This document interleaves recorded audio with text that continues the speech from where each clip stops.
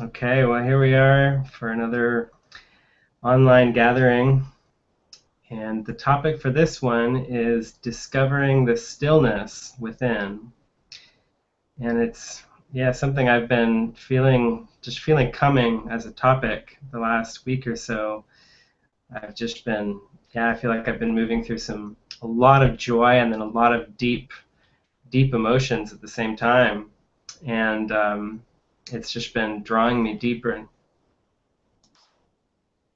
Oh, do you guys hear a loop?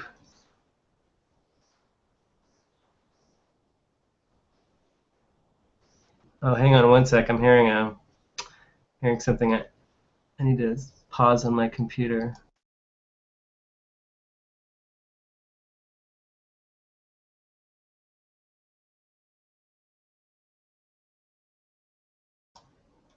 Okay, that was funny. I had the video that the live broadcast like set to start playing, and it just started playing. So I started hearing myself talking.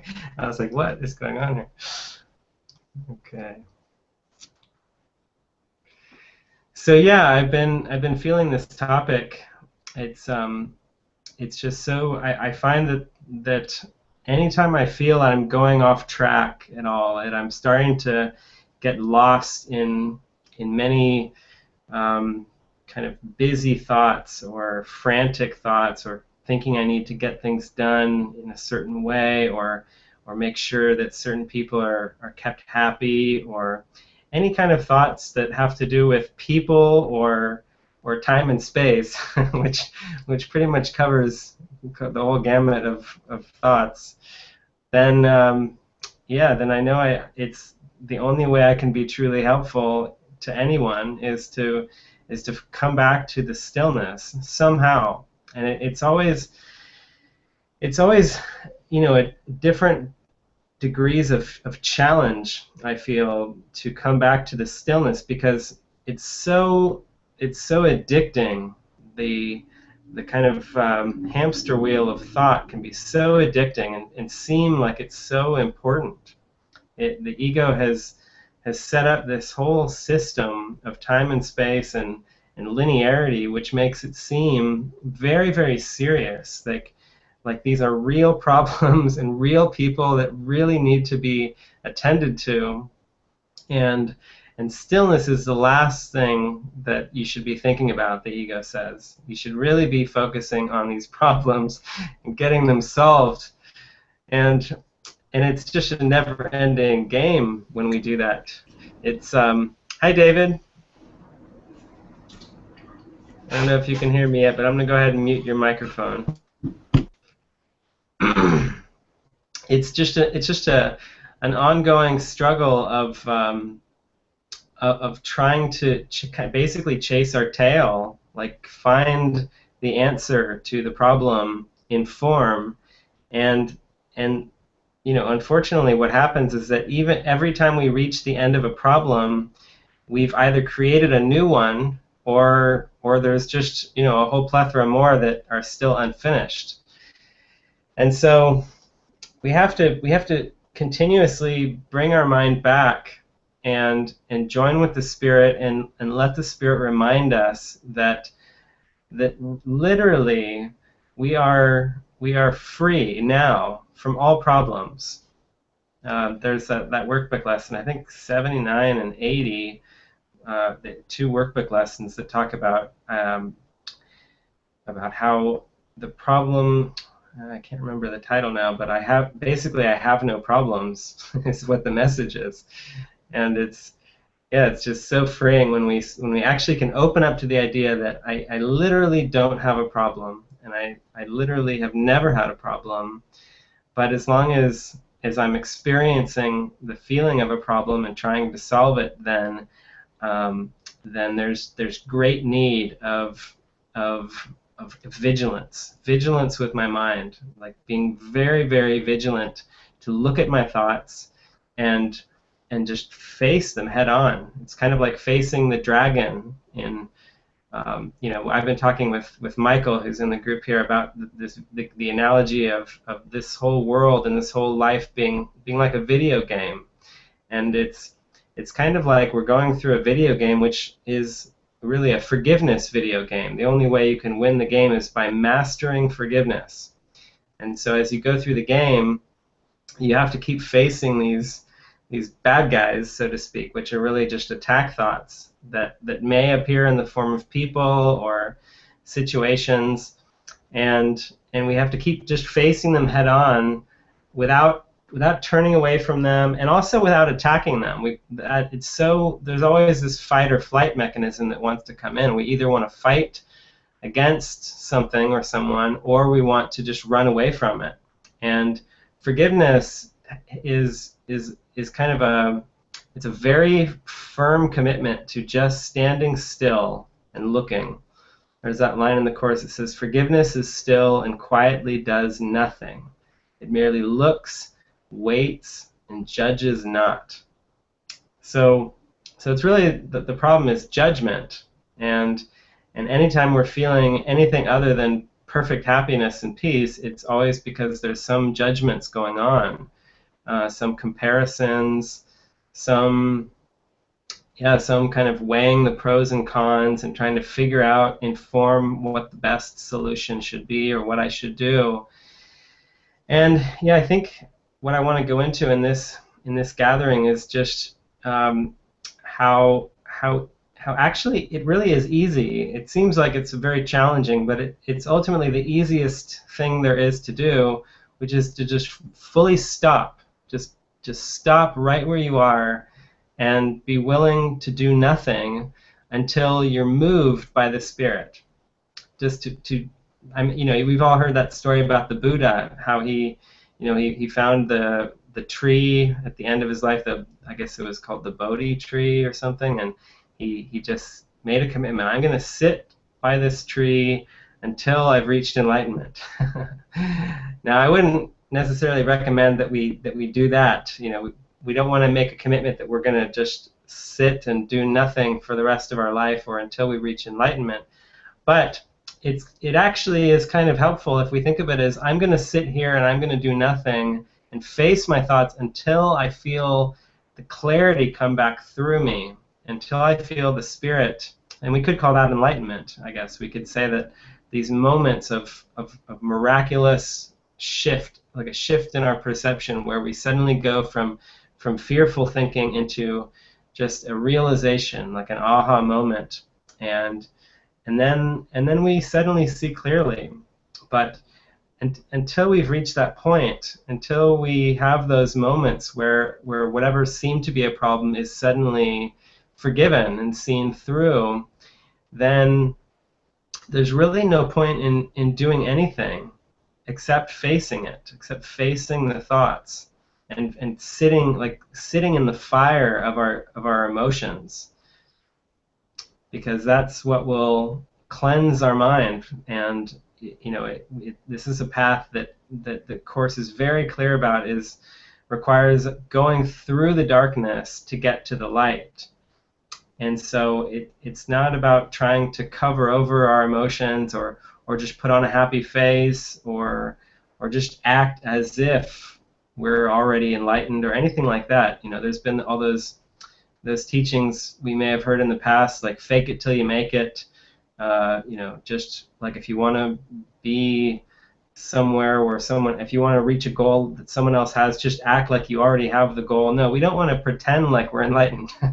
We definitely don't want to do that. We want to be very, very realistic with ourselves and where we are and how we feel, and just sit in the emotions that we're feeling and allow them. Just give ourselves full permission to feel whatever we're feeling. That's the only way that we can be truly helpful to ourselves and to anyone. And of course, from the ego's perspective, this is frightening. This is terribly frightening, because every time that we feel like we have a problem, the ego will tell us it will advise us on what to do. It will say, this is how you should solve your problem, and you need to, it'll kind of bark orders at us. it may seem like it's our voice. In fact, the ego disguises itself as our voice. So it will seem like we are thinking about what we should do, and it'll be very frantic. And the Holy Spirit is always just is sitting there just patiently waiting for us to listen to him.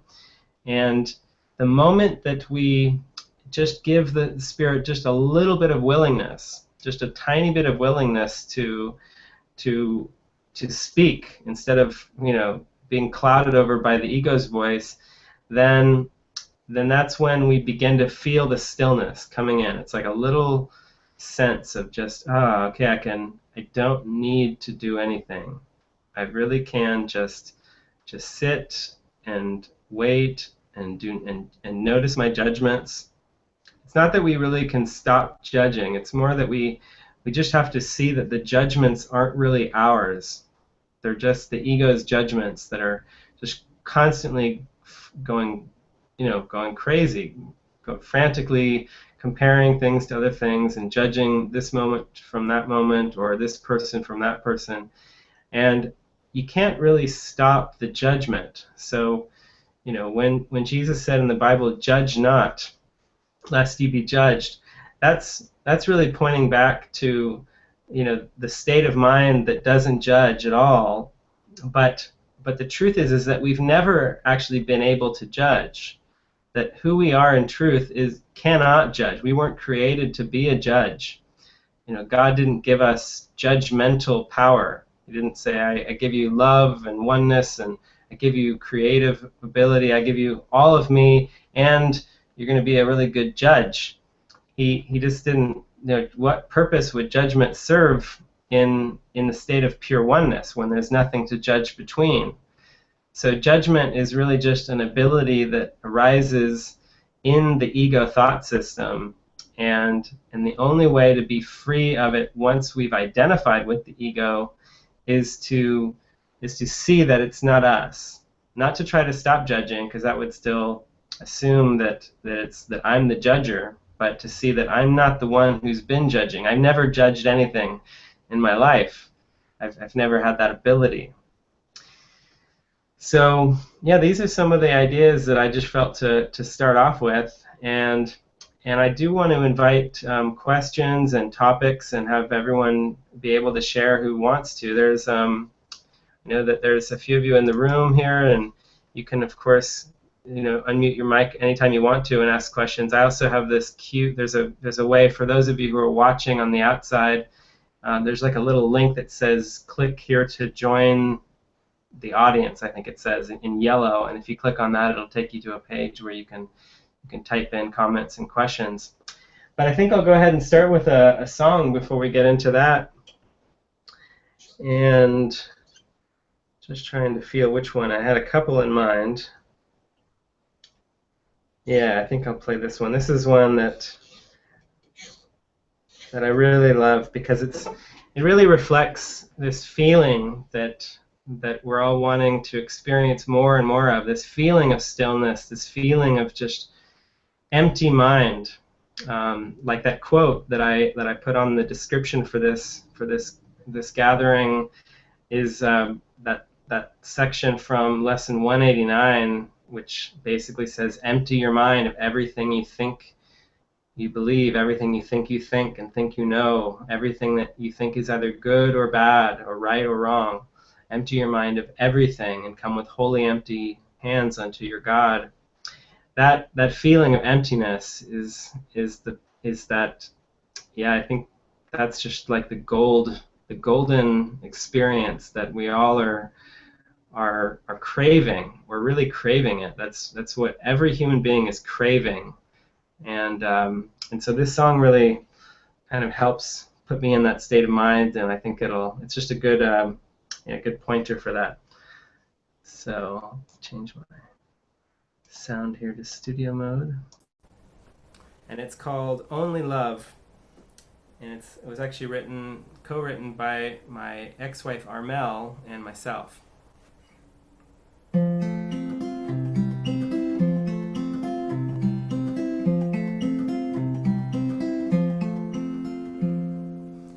Only love Only love, only love, only love. There is only love. The past is gone, and I have been so mistaken in everything I saw. Nothing was real. The past is gone, and all has been forgiven.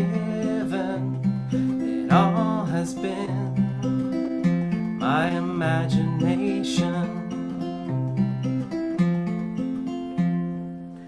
Only love, only love, only love, only love, only love.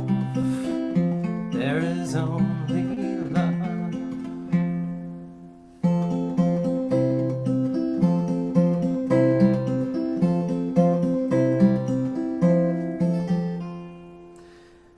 Past is gone, no more future.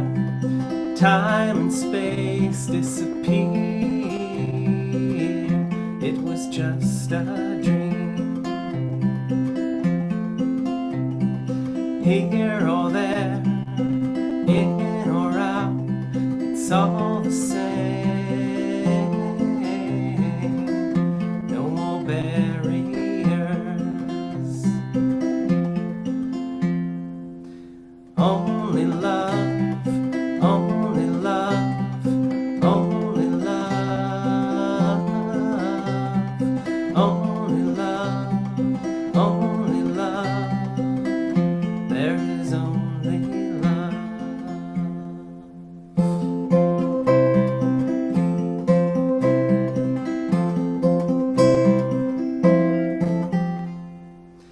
You and me, up and down, they all collapse. There is only one. You and me and you. It's over now. There is only one. Only one. Only one. Only one. Only one. Only one. Only one. Only one. Only one. Only love. Only love. Only love. Only love. There is only love.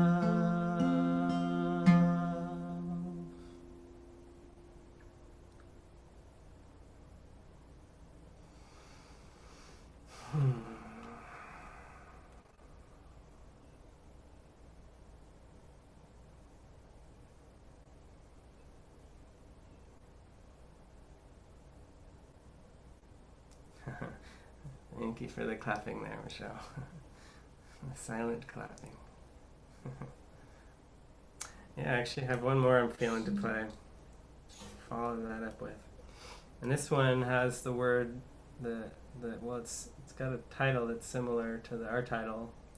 It's called The Silent Song. Ours is Discovering the Stillness Within, but silence and stillness go hand in hand.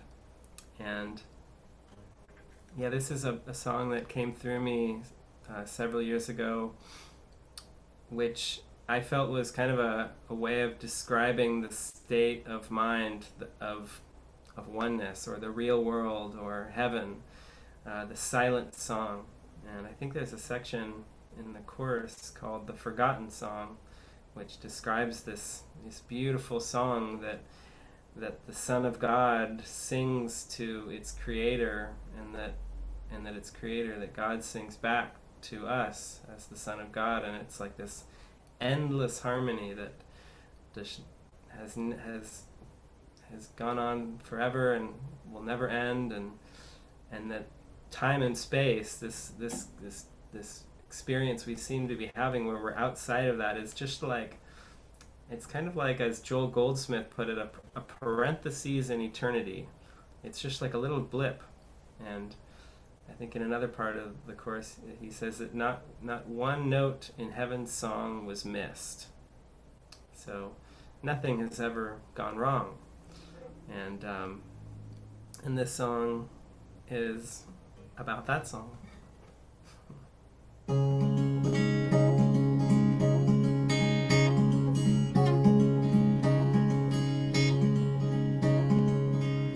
Can you hear the song playing silently everywhere?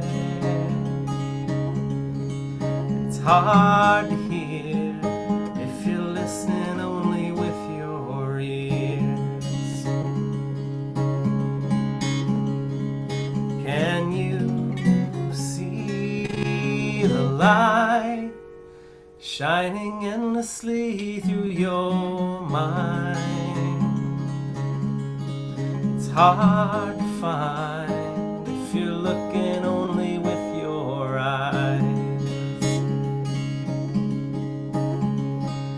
Can you smile the smile that lightens up the world for a while?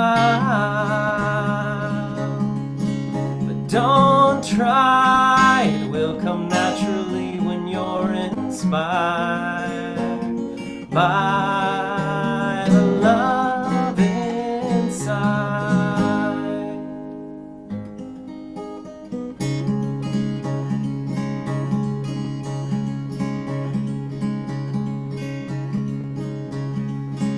Can you see we're imprisoned only by our beliefs, and we are free anytime we choose to be? If you take my hand,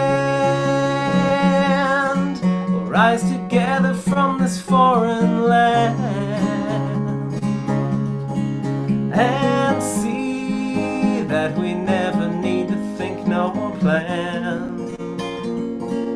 We must only decide we'll be happy once we've made up our mind.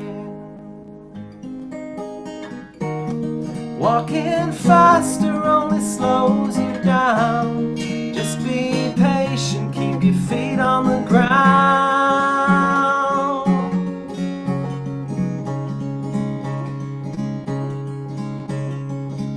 Can you feel the love? It's all around to help you rise above all the pain and fear you've been dreaming of. It's alright to just let go and simply fall in love.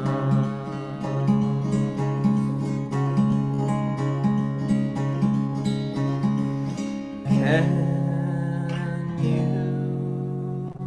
hear the song playing silently everywhere? It's right here, singing softly, that there's nothing to fear.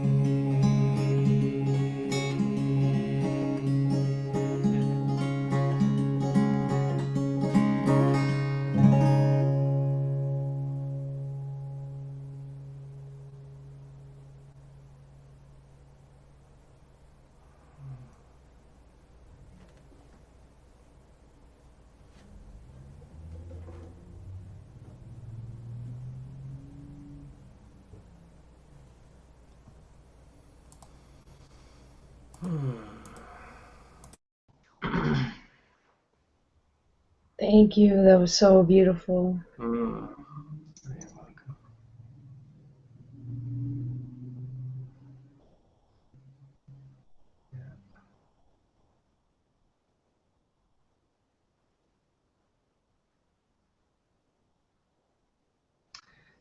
So yeah, one idea I had was to go through that that quote from that lesson 189, just to read it. But I just thought I'd check in. It feels like maybe there's some questions or just any. This is really just a time for you.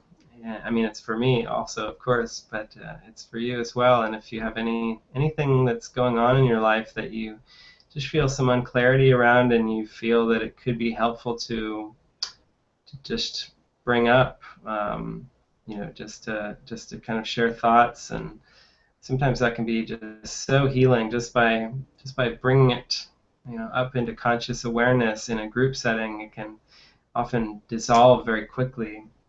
But yeah, if anyone feels to share anything, you're very welcome to, and you can just unmute your mic anytime.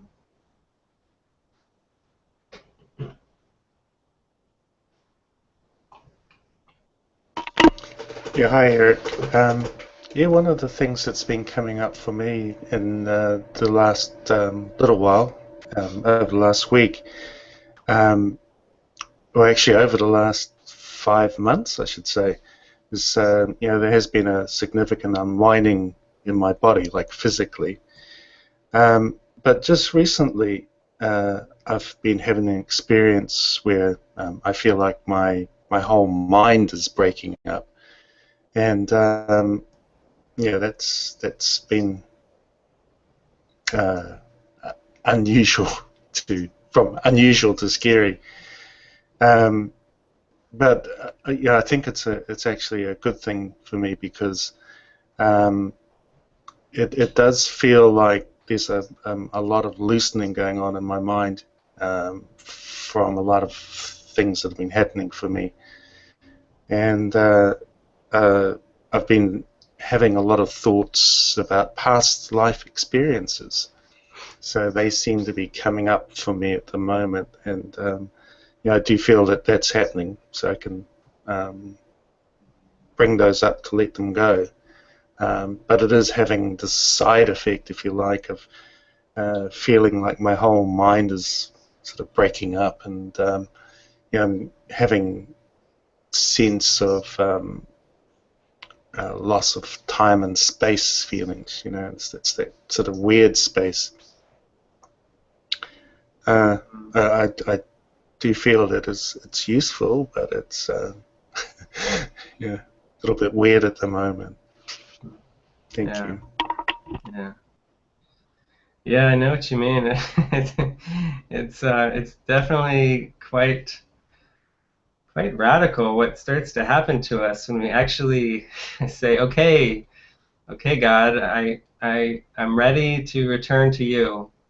And I always find it helpful to think about the fact that you know the difference between the human perception, between the sense of being a separate person, and being located in a specific point in time and space. The general human perception, the difference between that and what abstract oneness, being, knowing ourselves as pure light, must be, that difference must be so vast. I mean, it's completely the opposite. And and so it must require quite a transition to go from the human perception of things back into this experience that we are everything, and literally everywhere, and everyone, and no separation. So yeah, I use this analogy. This is such a poor analogy when, compared to really describe that. But I used the analogy the other day of like the caterpillar going to the butterfly, and how it seems like when the caterpillar is going through the metamorphosis, it really looks pretty strange, and it looks, it looks like something is going terribly wrong. It looks like something's really bad is happening, and then it's not until the end when the butterfly is born, and then it leaves the old shell behind, that there's just this, oh wow, you see the beauty, but the process itself, it seems quite strange looking, and that's my experience for sure. Yeah, it's the sticky, gooey mess that Yeah, you go through in that sort of in between stage, and um, you're talking about the abstraction, and that's the thing that really brings up a lot of fear for me. Like suddenly, you're just not there, and that seems to be the thing that I'm trying to avoid, or I want to cling to the body and stay nice and safe and happy. Um, yeah, but yeah, it does feel like this thing is actually drawing me along, and I'm being very grateful for the advice that's come before about not locking down on anything and just staying open and being prepared to be open to the leading and to go with it. yeah, Like you were saying earlier, just to sit in it, sit in the sticky, gooey mess, and you know, yeah, yeah, just be with it. yeah, yeah, exactly. And be guided through it. It's like a labyrinth that we're lost inside of, and we're just, at every point where we feel confused, the Spirit is there, telling us either just to gently relax and just sit down and just be with me in prayer, and just feel my love, feel how innocent you are, or the Spirit is giving us a, practical guidance that will bring us so much joy, and just saying, yeah, come join with this other person, or go and work on that project, or go call so and so. And yeah, and I think that, the idea that we would just, one of the things I heard you say is that it seems like in a state of enlightenment or abstraction or oneness, like I would just disappear. But it's really that I appear. It's almost like a better analogy, rather than thinking of it as a disappearance. It's a disappearance of all that I am not, and all that blocked me from seeing who I am. And yeah, it's kind of like we've locked ourselves inside of like a dark cage, and then we sort of imagined pictures on the wall just to sort of keep ourselves from going totally insane.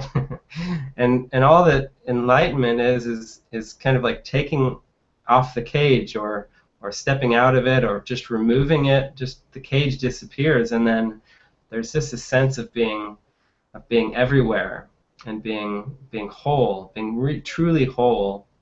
So it does seem frightening from the ego's perspective, for sure, and and I think it's good. We're just coming closer to the awareness that it's the ego's fear.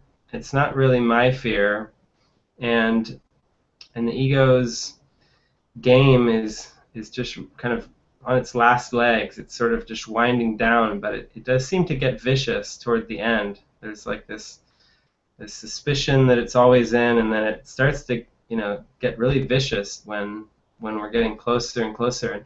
And you can know that you're on the right track when you have those moments where it feels very frightening, like there's an intensity to it, like almost like a cosmic fear is coming up, this like a fear of God. Yeah, absolutely, Eric. That's it. That's the one. Yeah, and it can seem like other people, like it usually plays out on the screen as this intense fear of other people, and what they might do to me, or what the world might do to me. And I mean, you can only imagine what Jesus went through when toward the end of his ministry there, like just starting to see that the world is about to completely reject me, and not only reject me, but torture and kill me. And he does say that was the last useless journey.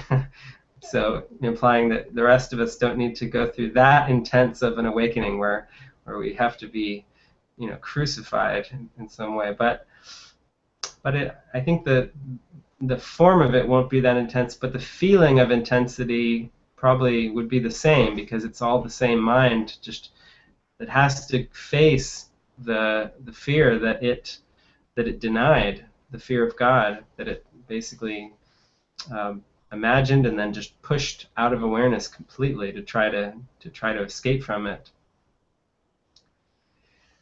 So yeah, it's just kind of like hanging in there with it. We just gotta hang in there with it, and just keep being willing to be shown that everything's okay, and that we have quite a fearful imagination.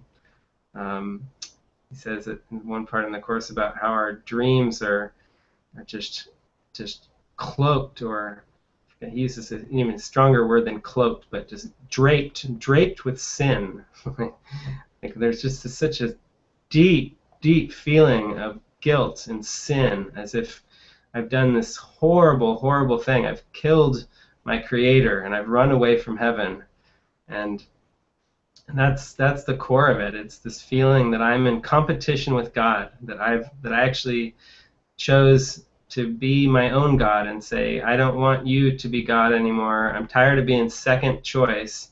I'm tired of having to just do whatever you want. I'm gonna just start my own universe, and I'll be God, and you can go to hell.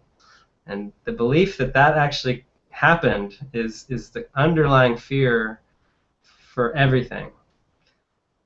So we're getting more in touch with that. And in some of the workbook lessons, Jesus goes right directly at that. He even says that I was thinking about this one lesson today about I am afraid. I see a meaningless world, I think is the title, and I think that he's basically saying I'm afraid because I'm afraid of a meaningless world. A meaningless world engenders fear. That's it. A meaningless world engenders fear, and we think we don't think that's what it is. We think it's that I'm afraid because I think I see a fearful world or a crazy world. We think that it's a fearful world that engenders fear. We think it's a twisted world that engenders fear or something. But actually it's the meaninglessness of the world that is what strikes terror in our heart. Because if the world is meaningless, then what does that say about me? And what am I then? And if we could really, every moment that we actually can see that the world is meaningless, like that all of our past and anything we can imagine in the future is all completely without any meaning whatsoever, the moment we actually see that, it puts us right face to face with this cosmic conflict that we all have inside. And in that same lesson, I think it's where he goes into that being that it's really, I'm afraid because I think I'm in competition with God, and that's the core of it. I think that I could actually, that's what the authority problem is. When he talks about the authority problem in the Course, it's thinking that I would rather be my own authority, and so no longer do I want God to be my author or my authority. We could say author, like the Creator. I'd rather author myself. So that's really the core of it. And yeah, it is quite deep, and I think we're just being guided through it in a very gentle way. Jesus has already done it for us. He's done it. He's gone all the way through the fear, completely to the full awareness of the atonement, which is that the separation never happened. And so that's really good news.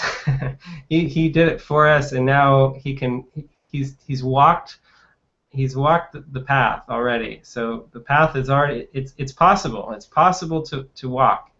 It's possible to go through this fear because he already did it, and he's going to hold our hand the whole way through and take us step by step back to the awareness that we could never have sinned. We could never. That was just. It was just a dream. It was a crazy, crazy idea that we could have possibly, that any of this could have even happened.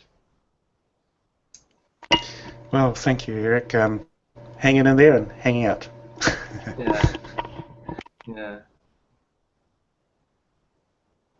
Yeah.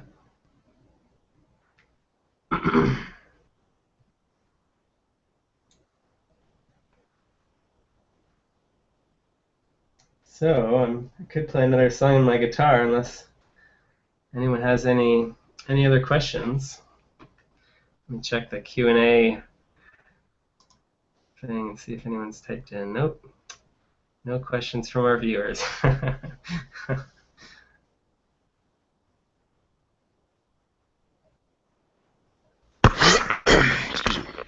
Erik? Yeah. On the topic you were just talking about, specifically, like I was reading Journey Beyond Words the other day, and Jesus, he says that I've told you many times that the world has never happened. So it's very tricky because if I take them, I believe that's actually the truth. I feel a conviction in terms of that particular statement, but at the same time, it's like each of us has, I guess, I don't know, each of us has sort of a seeming script that's playing out in the form of like watching the movie, and depending on, I guess, how much of our own insanity we wanted to explore or not explore, that there's a sort of a set amount of time within that script, because he says you will know that you are awake when the moment comes at this specific spot in the film, and you will see there was nothing that you could have done to either hasten or slow your own awakening, and he says that's also true for your brothers and sisters. So there's this degree of specificity, Daffy Duck, but at the same time there's the statement that it never happened, and I guess it seems that he's making a comment around the metaphysical side of it that we just don't need to worry about putting our head around, but I seem to do that anyway. But that part is like we can help our brother to awaken. There are statements in the Course that say, at a given moment you can sort of be your own brother's savior, and that seems to imply there's a responsibility there. That you see where I'm going with that. That's one that I don't know that. I'm generally at peace with it, but I still think about it. It's like that. Yeah. Yeah. Yeah. Well, I think there's a lot of kind of stepping stone metaphors in the Course, and they can seem to contradict each other at times.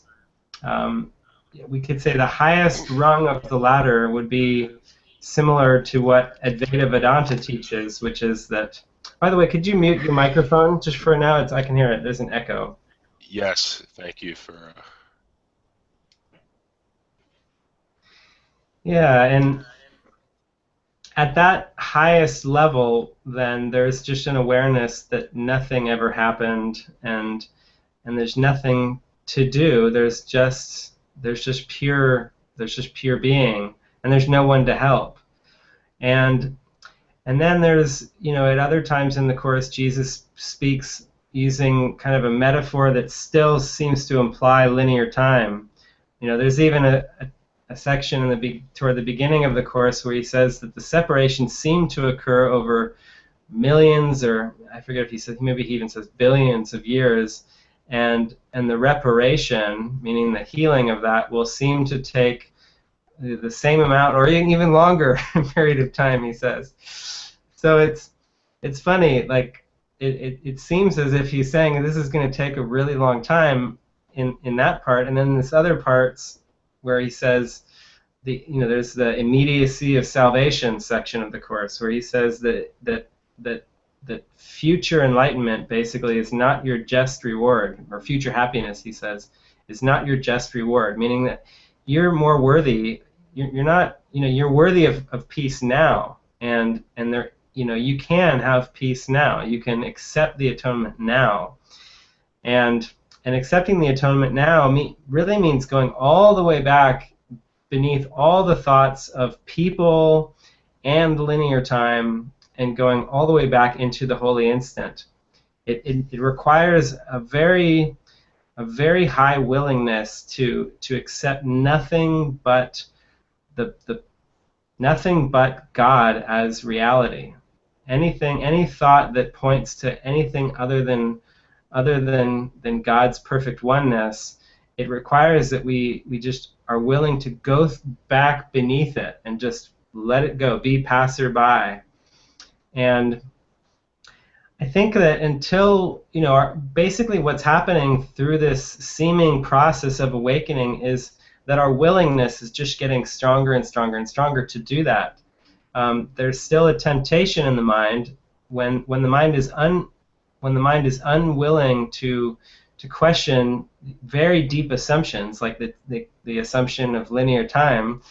Then Jesus just says, well, that's okay. I'll give you metaphors. And I think what you're referring to in a journey beyond words is like another metaphor that Jesus gives about how it seems like there would be this process, and at a certain point you'll awaken, and you'll realize there was nothing you could have done to speed it up or slow it down. You'll just go, wow, and you'll see that none of it ever really happened. And until then, there still seems to be other people that also need to awaken, and of course our heart wants to reach out and connect with people and to help them. There's this longing that it's really our own longing to help ourselves, to be helped. And I think that we always just want to do our best to be very, very humble and realize that we can't really help other people except by accepting the healing for ourselves. And it's really only the Holy Spirit that can help anyone through us. Even if we seem to help someone, it's never us personally that did it, but the Holy Spirit speaking or working through us, or even just thinking through us. Anytime we're even thinking with the Holy Spirit, then it's helping the whole sonship. Everyone is being helped because it's really all one mind. So I think that's the key, is just really seeing that there's a deep humbleness that's required, that's being asked for, where we just accept that we're blind, and the blind cannot lead the blind. And there is no way to help other people except by being willing to let myself be helped.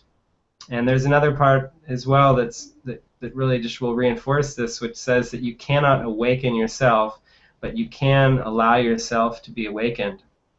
So yeah, all these metaphors are really helpful, and these stepping stones, but it just keeps coming back to that in this moment, as long as I believe there's other people out there who need help, then it's actually my mind that's misperceiving, and I can pray for help, and in my own willingness to pray for help, it will seem like the help extends through me, and other people will seem to experience joy in my presence, just because my mind is joining with the Spirit.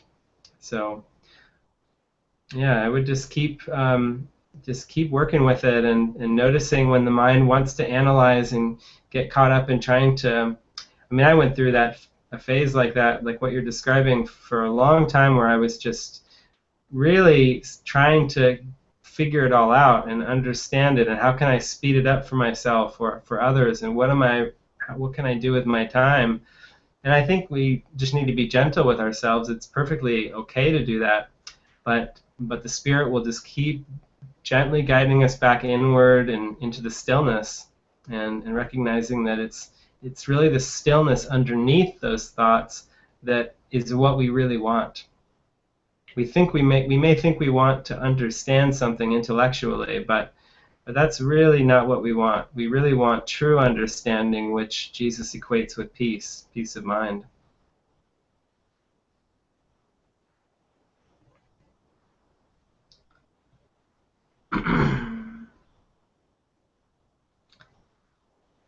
And I'm going to just give a quick shout out to Duncan. I just got a note in the Q&A from my friend Jeff.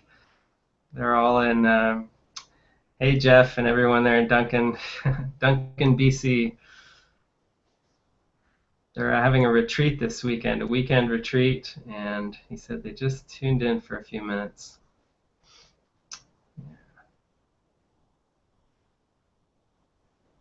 So thank you, Michael, for just, yeah, we can just keep exploring that too. If there's anything that still feels unclear, that is, yeah, feel free to ask.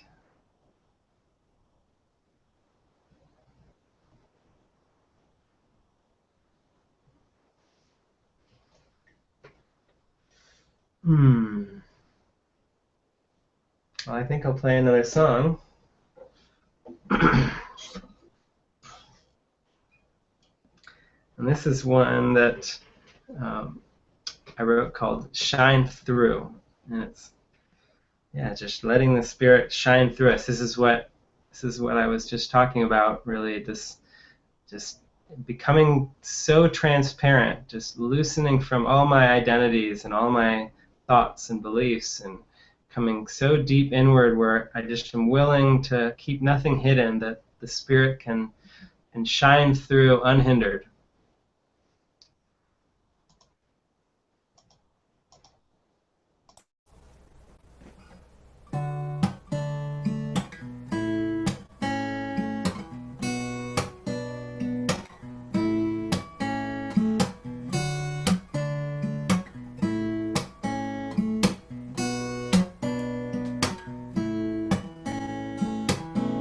I can feel your love shine, shine, shine. I hear you whisper to me, everything is fine. Now all I want to do is listen to you tell me everything I've got to do to open up and let your love shine through.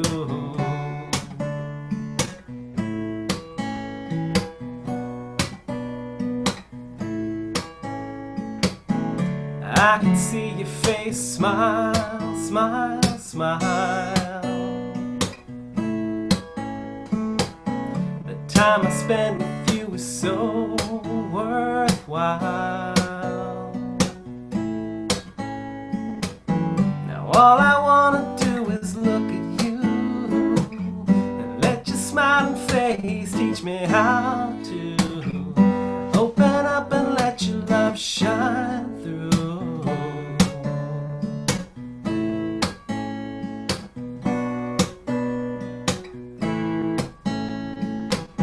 'Cause I'm beginning to remember all the love that I once knew, and all my fears are disappearing as I disappear in you. I can feel your love shine, shine, shine. I hear your laughter and it heals my mind. Now all I want to do is listen to gentle laughter teaching me how to open up and let your love shine through.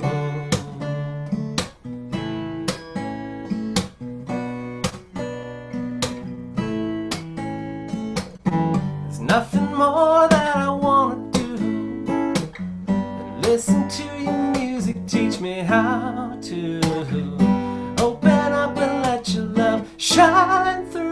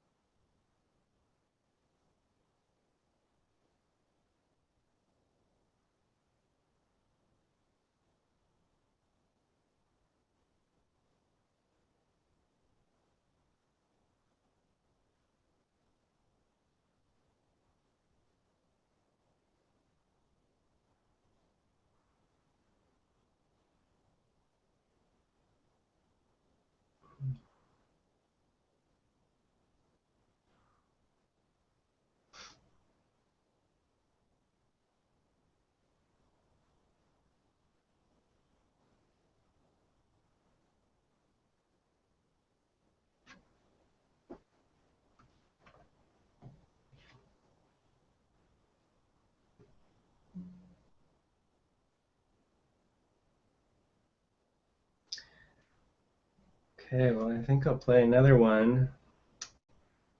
And this one has a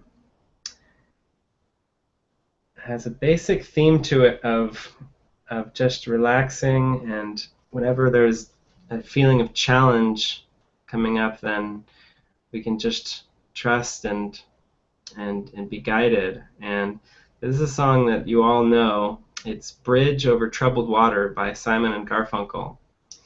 And yeah, I've just always found this to be such a sweet, sweet song. You can think of it as like Spirit or Jesus singing to you, and so it can just be like a deep meditation for really sinking inward and just hearing the love that's underneath these words.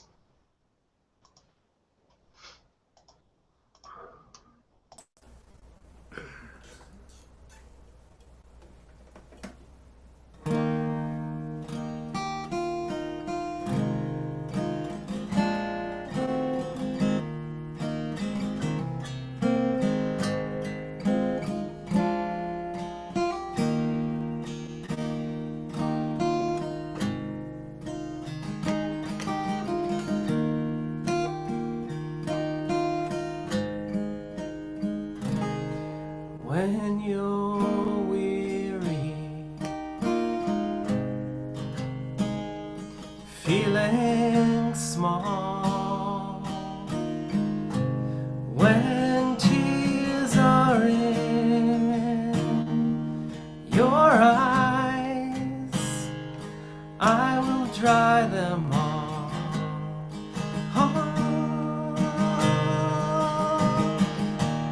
I'm on your side. Oh, when times get rough and friends just can't be found, like a bridge over troubled water, I will lay me down like a bridge over troubled water. I will lay me down.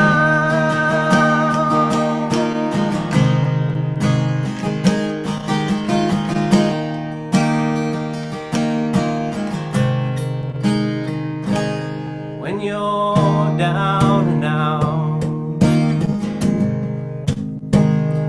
when you're on the street, when evening falls so hard, I will comfort you.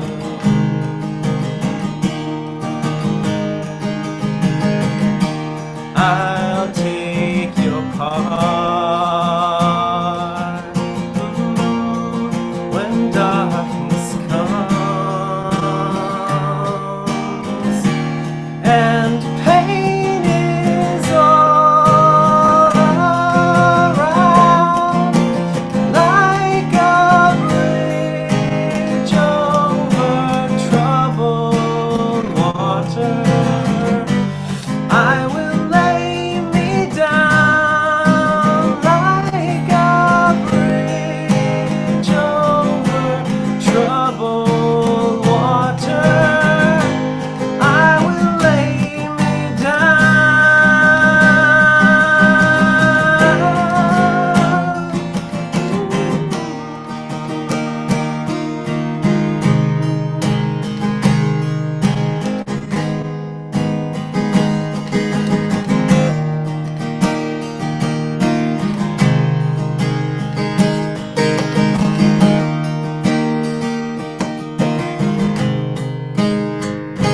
Sail on, silver girl,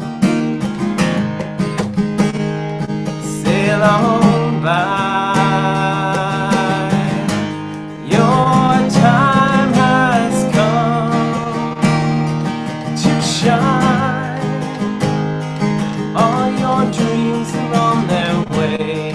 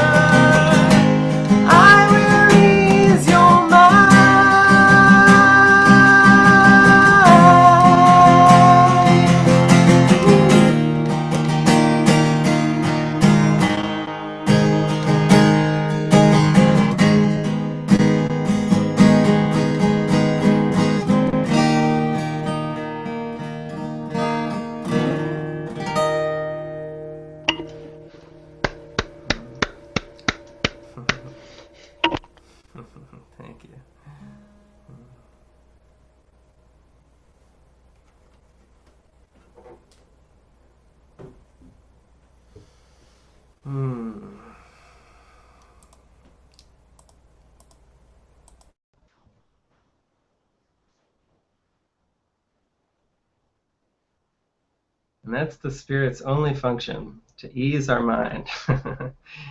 Everything that the Spirit seems to do in terms of guiding us, and it's all that. It's just you're worthy of a restful mind.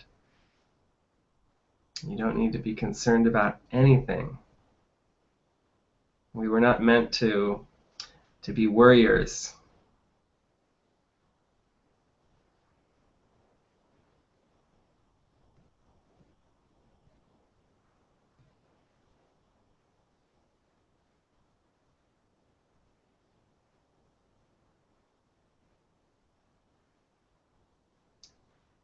So I'm feeling to read a little bit from the Course.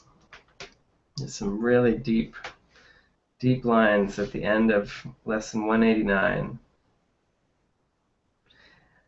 And the paragraph that I posted as the description is, that just has a lot in it about just simply be still and lay aside, I'll just read it, lay aside all thoughts of what you are and what God is. So everything you think you know about yourself or about God, lay it all aside. All concepts you have learned about this world, all images you hold about yourself. Empty your mind of everything it thinks is either true or false, or good or bad. That's pretty all-encompassing. And all the ideas of which it is ashamed.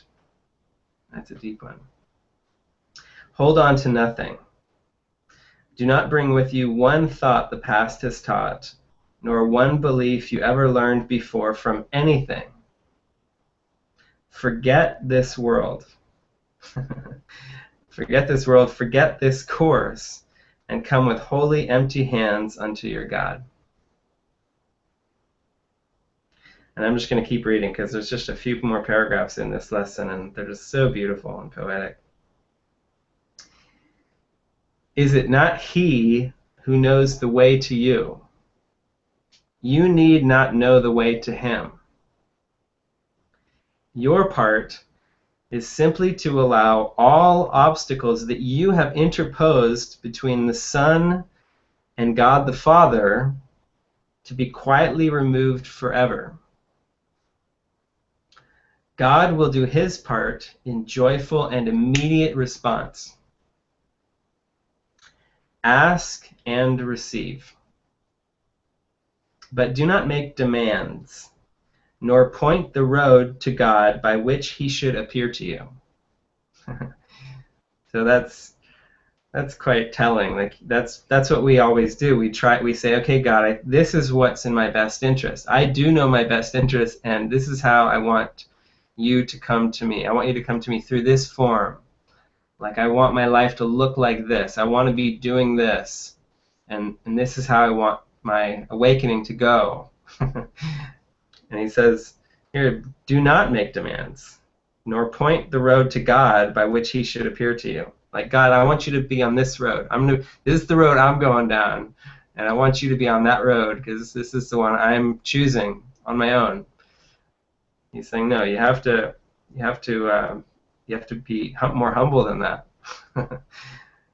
The way to reach Him is merely to let Him be. For in that way is your reality proclaimed as well. And so today, we do not choose the way in which we go to Him, but we do choose to let Him come. And with this choice, we rest. This is how we discover the stillness within. This is everything I'm reading here is like the how. It's like a formula. It's all the things you don't want to do and what you do want to do. You don't want to point to God and make demands and try to determine the way that your awakening should go, but you do want to let Him come to you and let Him be. Just let Him be. And in our quiet hearts and open minds, His love will blaze its pathway of itself. What has not been denied is surely there. If it be true, and can be surely reached.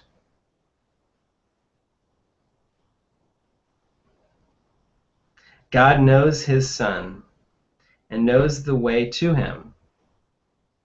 There's this great line that Helena, my friend Helena, wrote a song, or no, it was actually a song that our friend Resta wrote, a friend of David's, and she had all these beautiful songs from the angels come to her, and one of them was called Love is Seeking Me, and then Helena kind of popularized it. She made it into a more kind of a dancey version, but Love is Seeking Me.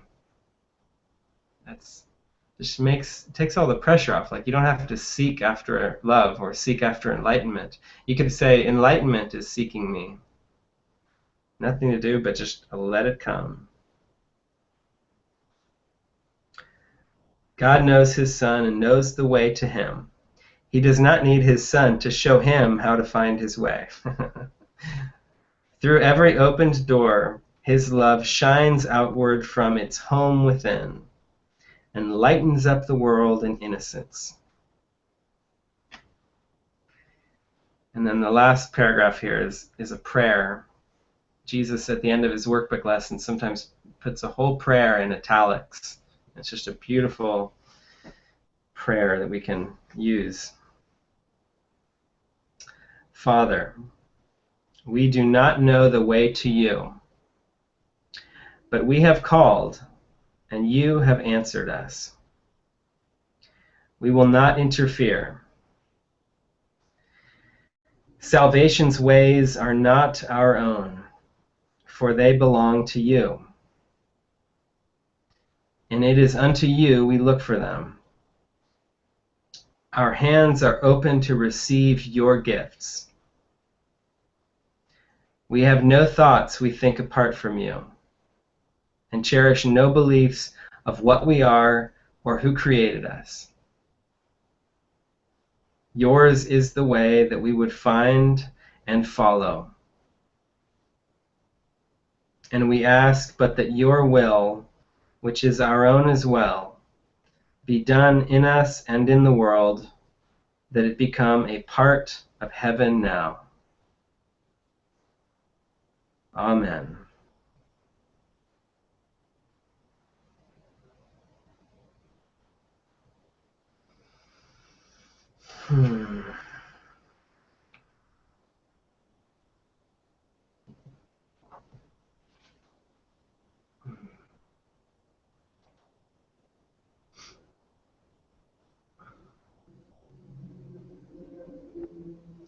So yeah, we're really just honing in on the experience of stillness. It's not intellectual. It's not something that can be understood with the mind. The mind will keep trying, but it'll just start to it'll just basically wear itself out. And then finally it will surrender into stillness.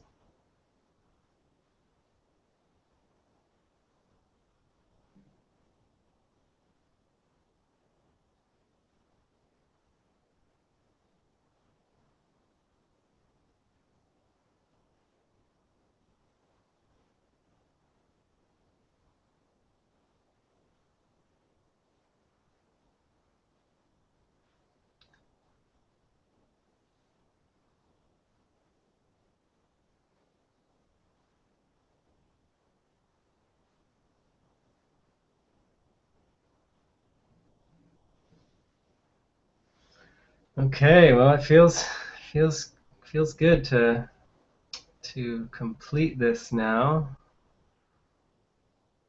Does anyone else have any final comments or anything else you want to share before we close?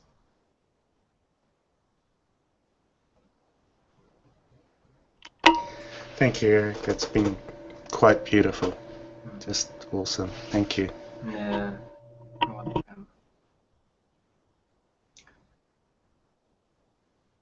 Okay. Thank you, Eric. Yeah, you're so welcome.